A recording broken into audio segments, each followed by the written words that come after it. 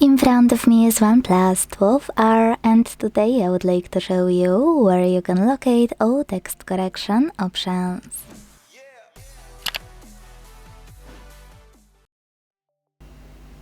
Start by opening Settings and scrolling all the way down right away.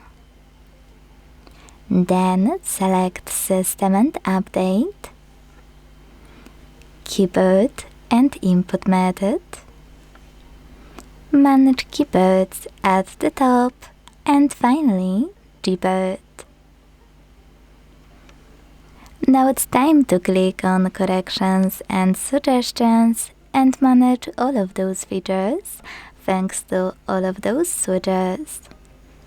Quick tip: in case of autocorrection, which is the first option in those settings, you can also tap on it on the left and try this feature called Undo Autocorrect on Backspace.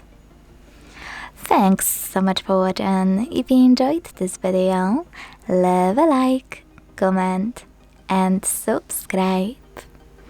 Bye!